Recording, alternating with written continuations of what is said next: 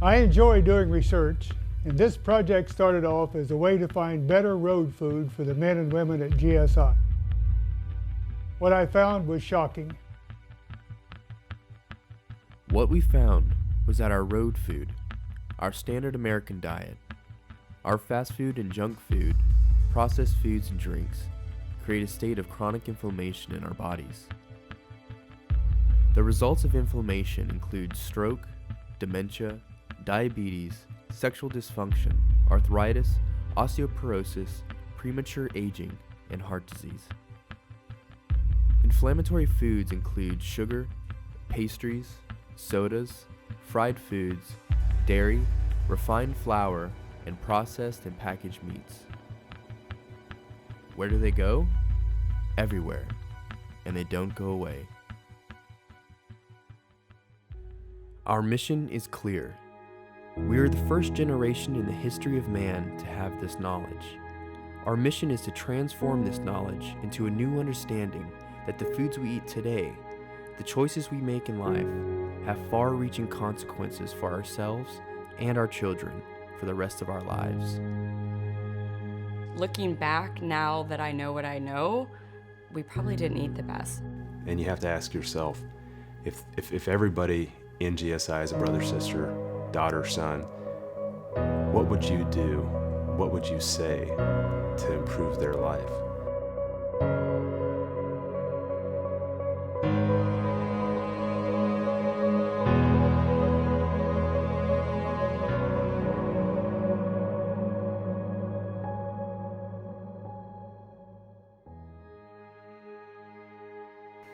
I had some pretty significant heart issues. Actually, in July, Mayo Clinic told me that I had a 95% chance of having a significant cardiac event in the next year. I was very foggy-headed. I had a hard time focusing. I didn't have a lot of energy. It's funny because my wife, she pulled a picture out one day and was like, "You remember this?" And I'm like, "Who is that?" And she was like, "That's you." And I'm like, "You're kidding me, right?" And I had a belly, I had a gut. I was like skinny fat, you know, and and it was an eye opener, you know. And coming from what that was to now is you know, you wouldn't even know who I was when I was back in the day, you know. So seeing that, I was like, wow, this is crazy. It's about balance, and it's just about trying to be better than you were before. Before we got married, I was conscious about it, but I wasn't as conscious as I am now, because she is, wait a second before you put that in your mouth, what's in it? You know, because a lot of these stores you go to, even Whole Foods, you know, it's supposed to be super healthy Whole Foods, you know, it could say gluten-free on it and have 30,000 grams of sugar in it. And I realized that, you know, the chicken nuggets that I got at McDonald's that, you know, maybe were a little bit better because it wasn't the hamburger that everybody said was bad, probably wasn't as good as I thought it was. Pop-Tarts in the morning, you know, they were just things that back when we were growing up, nobody really knew that it wasn't so good for us. No thinking of what this is going to do to your body ever. You know, in their eyes, it was, I'm putting food in my children's mouth to feed them and to make them full. You know, there was no, why am I putting this into my kid's body? You know, what's going to happen when I put this in my kid's body? You know? So that was kind of a slap in the face, and knew I had to change. And so with the help of my family, we decided to go plant-based. Bob had always talked about this plant-based diet, and I said, you know, what the heck? What do I have to lose? And so last March, I really dove into it, and I just loved it. I felt amazing. I had so much energy. I found it to be a lot simpler because it's, you know, whole food, plant-based diet really is restricting when you look at it, because the fast food restaurants, there's not a lot you would eat there, so you just don't go to them. When I was eating paleo, it was like, oh, I can just go eat, you know, just throw a bunch of meat on a plate and I'll be okay. And I disregarded the fact that there was a bunch of butter on it, that the meat wasn't very good quality. There was a lot of things there, and I started to feel sick. You know, when you're eating a diet that's more restrictive, you find yourself making a much better choices. We watched the movie What the Health, and I think that was the final straw. We already, knew a lot about thinking that animal food or animal products weren't the best. Well, I've noticed with the kids, as they've eaten different and their friends are inquiring how they're eating, it kind of just sparks a lot of excitement when they explain why they're doing what they're doing and that they're trying to be better and just put more nutrients in their body and not eat fast food anymore. I can tell they're excited about their new journey too. By us all choosing to do it together has made it so much easier. I think I would sell my kids short a lot of times, saying, oh no, they won't eat this, they've got to eat the chicken nuggets or the french fries. But kids are amazing, and really they teach me. I truly think that if you're going to make a huge life change like this, you have to do it as a family. Not that we're forcing that on our kids, certainly not, but the parents have to be the ones that are actually eating healthy, buying healthy foods, because if not, your kids, they don't stand a chance. For me, having my kids grow up eating this way and kind of understanding the food that goes into their body is amazing. When I see them eating better and having more energy and teaching their friends what they've learned, it makes me feel so much more accomplished as a parent. I feel like I'm really giving them something that they can use for the rest of their lives. So I would say in our previous diets, meat was the foundation of every meal I made. I thought I had to feed my husband protein, mostly meat at every meal, and then some vegetables on the side. There's just as many meals to make. There's so many alternatives that it actually creates a whole new palate and an excitement for eating. Or even when we do make cookies, there are vegan recipes for cookies, and my family finds that they're even yummier than the regular recipe. I think that anybody's kids, anybody's child learns by example. I want him to understand what it means to be healthy, to eat real whole foods. I think that that's key, and I think that that's something you can teach to kids at a really young age. It's definitely nice to know what you're putting in your body. I think that change and that mentality starts with us, the parents, with the caretakers, to show them that this is important, and I think that the more that people start doing that, I think the healthier our future generations will be.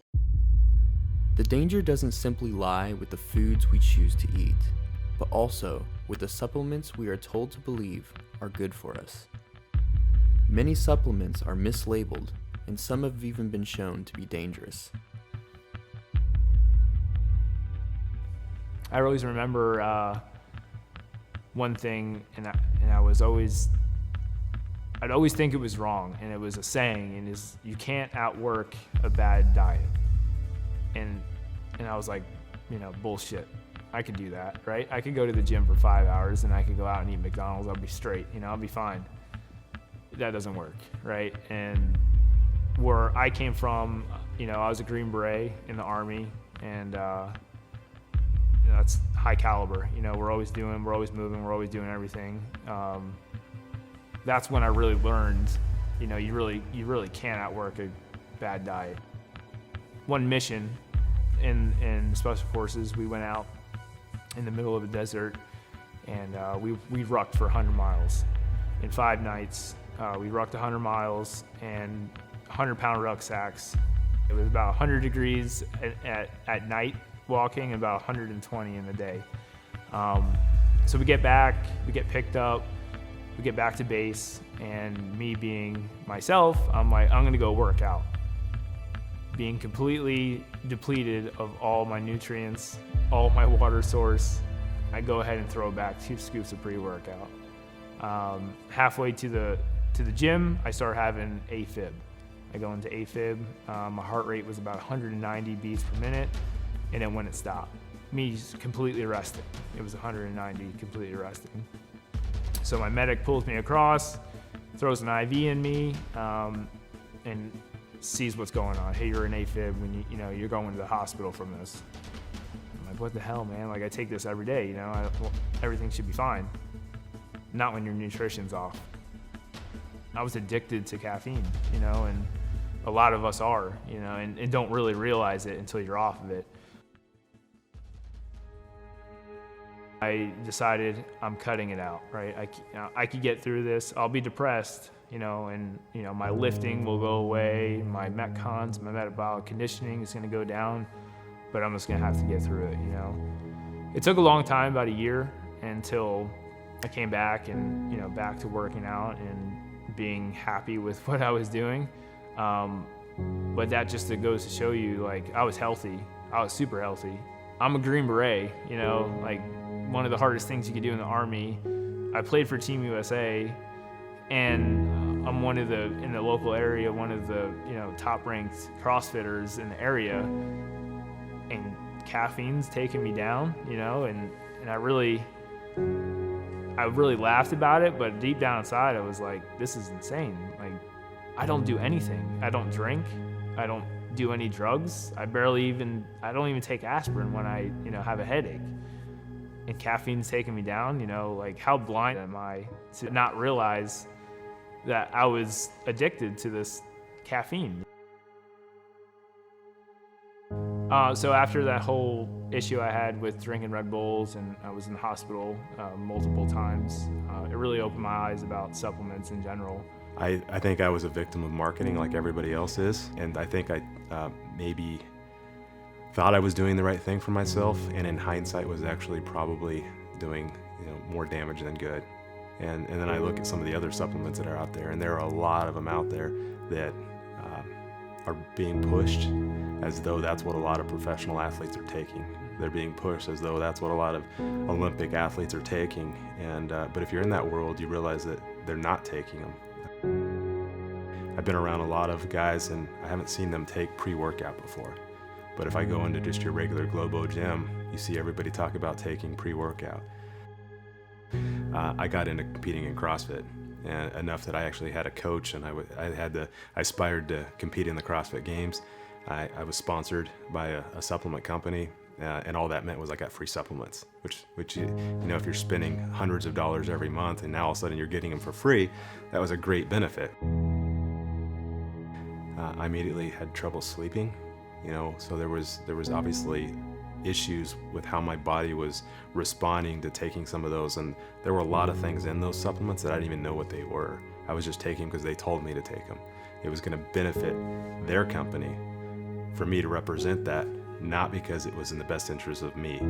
I was very anxious all the time, you know, and I just didn't have a clear head. Whatever I did, I didn't have a clear head. And then, you know, the other side of that, now a year, 2 years later, it's like night and day, you know, like clear head. I don't ever have anxiety, you know, and I think that's one of the biggest things of the military by itself is that anxiety. You know, we stay up on caffeine, like that is our job, you know, and it's clear, like everything's clear now. So I quickly, once I realized that I was having trouble sleeping, things were happening to my body that I wasn't used to, I quit taking them, and I started feeling better. I get asked all the time, actually, even to this day. I'll be at the ballpark with my kids, and one of the other fathers will come up to me and say, hey, is there a good powder or something I get my kid to make them perform a little bit better? And you see, I saw it when I was at the Air Force Academy coaching there. I see it when I'm out in the field with the guys. And everybody's looking for a little bit of a shortcut. You know, what can I do that it's as simple as just going to one of these GNC type places, buying something, and now all of a sudden they're going to perform better and they're going to feel better. I don't believe that there's a magic drug out there like that.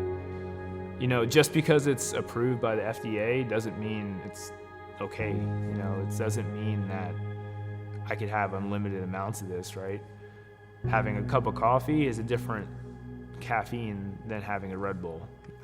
So I looked at this, and I've told everybody that me eating vegan has been an experiment, and I'm just going to see what comes of it. And you know, somebody said, well, we'll say goodbye to all your muscle mass, you know, because those days are over. And it hasn't. I can tell you that I haven't. If anything, I've increased my strength being on this diet, which is kind of amazing if you're somebody who says, well, how do you get your protein? How do you maintain your muscle if you're not eating any meat and you're not supplementing all of that protein? And it's because I'm getting it from natural foods. I only could go off of my own accounts. about everything, you know, about the sugar, about the caffeine, about all this. I will tell you though, is I pushed myself through everything. You know, I didn't get my Green Beret by, you know, walking through the woods once, you know, or not sleeping for 4 days, or getting tortured and beat. You know, we've pushed ourselves. So if you're gonna see anybody who would actually know, you know, what these supplements can do or don't do, it would, you know, it would be us. You know, like really take it from us that, yeah, I've been there. You know, I pushed myself and I didn't need it. I could have probably done way better without it. So I think anything can happen with a small change. I think that if you feel like you're not where you want to be, or who you want to be, or doing what you want to do, I think that the first thing to do is something. We're thinking about what's good for us, what's healthy for us, what's going to make us the best people we can be, mind, body, and soul. And instead of going to the gym or even going for a walk, just adjust your diet a little bit is life-changing. Being different is what allows for evolution, or allows for growth, allows for success. It's the same thing we're going after at GSI, is that, and something we're very proud of, is that we are different. And we want everybody in GSI to understand that it's okay to be different. Different is great.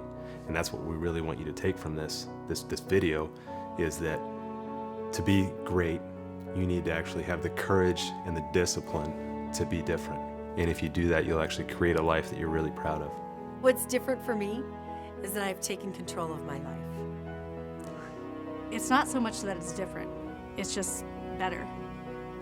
I think what's important is keeping the foundation of what GSI was founded on. And what it was founded on was, we're a family and we truly care about each other. Now, when you care about your family members, you care about what they eat, you care about how they live, you care about if they're growing spiritually, mentally, and physically.